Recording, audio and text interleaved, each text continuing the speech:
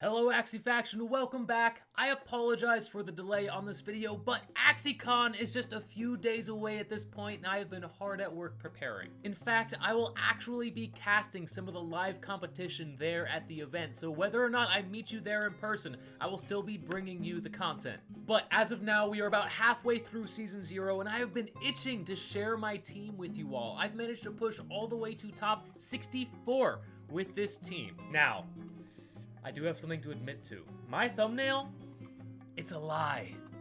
Not the 19 win streak part, that's all true.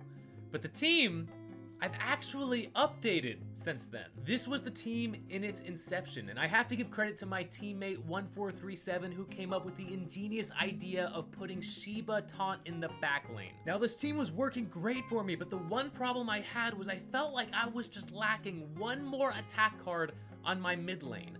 And of course, the ideal card would be Little Peas instead of Zeal. So I took to the marketplace to see if I could find anything that would be a great substitute for my midliner. Let me show you what I found. This beautiful beast right here, he's almost perfect. Now the only problem with this guy is Turnip. I felt that I really needed Ronin in order to get that damage output that I needed. I don't think that I could sacrifice Ronin even if I am getting Little Peas in return. Oh, what am I to do? If I use the Axie with Ronin, I don't have enough attack cards, but the one with Little Peas doesn't have Ronin. But then I had an idea that could solve all my problems. I bought the Turnip Axie, and I actually bred it with my existing midliner. I got 3 eggs out of the process, and then I relisted the Turnip Axie. And believe it or not, that Turnip Axie was actually bought by Chuck Fresco. Chuck has actually been doing really well with a Shiba Rage team of his own. He actually made a video about it a week ago, so make sure to check that out when you're done with mine. Then I'm left here with just these 3 eggs, and to say that I was nervous would be a huge understatement. These 3 eggs are my only chance to get the perfect Axie, the Axie that doesn't exist yet. But then, the first egg hatched. And boy, was it a letdown. I mean, look at this thing. It got the worst attributes from both the Axies. We have Turnip and Zeal. Both the things I was trying to avoid. But then we got Axie number 2, and this is actually quite a step up. We have the Ronin for high damage. We got the extra attack card. Sure, it's not Little Peas, but it's something. This is definitely going to serve me better than what I had originally. But wait till you take a look at the 3rd egg. This thing is absolutely perfect. A godsend from Jiho himself. Look at it. We've got Little Peas, we've got Ronin, we've got Tiny Turtle for the stun, double energy with Innocent Lamb and Cottontail, and Little Branch for huge damage, and the Rage stacks to go into Fury. This is just the perfect Axie. So now that you've gotten the full backstory, this is my new and improved lineup. We've got a Shiba Beast in the front, Pangolin Scale, of course, maxing out on damage with a single Mask of Frenzy on the frontline Shiba. That way, if it procs, I am getting halfway to Fury mode with one single card. Absolutely amazing. Now, for the midliner, we are actually going Pangolin Scale as well. If I had the Endless Anger, I'd probably play it there. Now, as for charms, I have Mask of Frenzy on Little Branch, Mask of Frenzy on Little Peas as well. Charm of Vitality everywhere else I can, except for Ronin. Having a 10 extra damage to the base stat of Ronin makes its effect so much better. Now, moving on to the back lane, we have this bird with Double Talk. Of course, I've got the Sun Stamp on Double Talk. Rocket Stamp would be optimal here, but of course, Rocket Stamp is much harder to get. We've got Charms of Power here on these 3 attack cards because I need as much damage output as I possibly can. I would usually go for just Vitality Charms, but because I have Raven's Tactic as the rune, I have a little bit more sustainability than a bird normally would, so I can compensate with a little bit of damage as opposed to HP Charms here. All right, I have teased you enough. Let's go ahead and head into our first match, and this is against the current #1 player, Spam and Rice. All right, so Spam and Rice is on the left, and he's going first. He starts off the match huge, going with a Cottontail straight into a Chubby with the Razor Blade on it, so I am stuck with Bleed on every single one of my Axies. Every card I use means more damage to my Axies. So here I'm going to start off with a little piece, and I'm actually going to play Pigeon Post here as opposed to Ronin. The damage is comparable because of Raven's tactic, and the blackmail is going to get so much value because he went first, so he's only drawing 3 cards, and one of those is getting taken up by the blackmail. So you can see right here, he is losing 1 energy value, and there's a second reason as well. Most of his power is coming from his backliner, so now that it's taunted, I have free reign to do as much damage as possible, and I get a God Hand.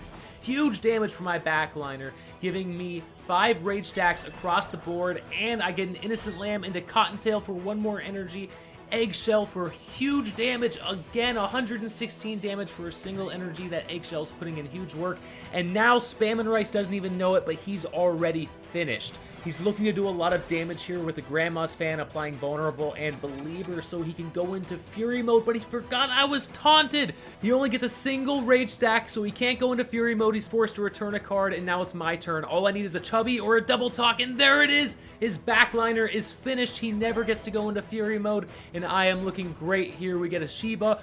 Fury mode on turn 3! Can you believe it? This is round 3. All my Axies are into Fury mode. I get to play my entire hand here, taking out his backliner, taking out the frontliner, and leaving a Mavis in the front. Now, ultimately, the Mavis is useless due to how much AoE he plays in this comp. Tri-Feather comes in, dealing damage across the board, taking out the Mavis, Eggshell for big damage, and a Revenge Sword to finish off the turn.